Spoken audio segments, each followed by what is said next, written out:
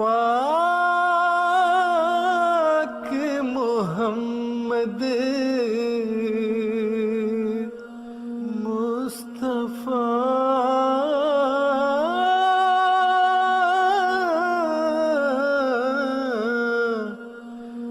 نبیوں کا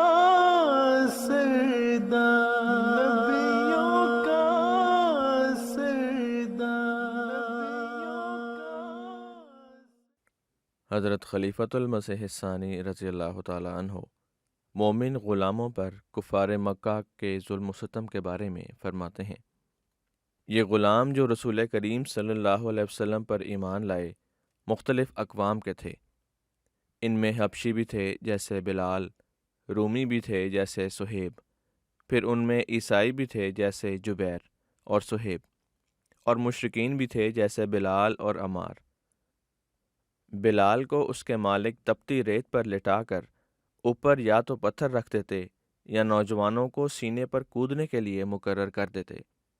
حبشی النسل بلال امیہ بن خلف نامی ایک مکی رئیس کے غلام تھے۔ امیہ انہیں دوپہر کے وقت گرمی کے موسم میں مکہ سے باہر لے جا کر تپتی ہوئی ریت پر ننگا کر کے لٹا دیتا تھا اور بڑے بڑے گرم پتھر ان کے سینے پر رکھ کر کہتا کہ لات اور عزا کی الوہیت کو تسلیم کر اور محمد صلی اللہ علیہ وسلم سے علیحدگی کا اظہار کر۔ بلال اس کے جواب میں کہتے احد احد، یعنی اللہ ایک ہی ہے، اللہ ایک ہی ہے۔ بار بار آپ کا یہ جواب سن کر امیہ کو اور غصہ آ جاتا اور وہ آپ کے گلے میں رسا ڈال کر شریر لڑکوں کے حوالے کر دیتا اور کہتا کہ ان کو مکے کی گلیوں میں پتھروں کے اوپر سے گھسیٹتے ہوئے لے جائیں، جس کی وجہ سے ان کا بدن خون سے تر بتر ہو جاتا،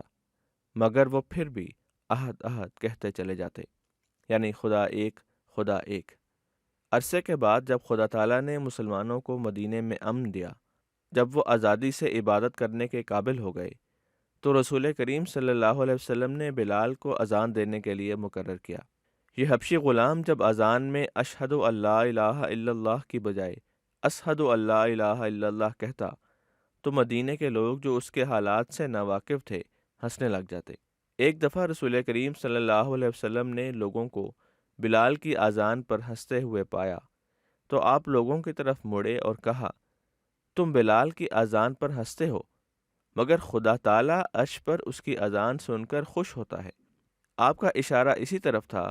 کہ تمہیں تو یہ نظر آتا ہے کہ یہ شین نہیں بول سکتا، مگر شین اور سین میں کیا رکھا ہے؟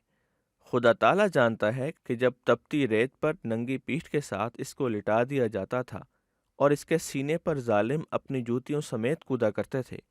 اور پوچھتے تھے کہ کیا اب بھی سبق آیا ہے یا نہیں، تو یہ اپنی ٹوٹی پھوٹی زبان میں احد احد کہہ کر خدا تعالیٰ کی توحید کا اعلان کرتا رہتا تھا اور اپنی وفاداری،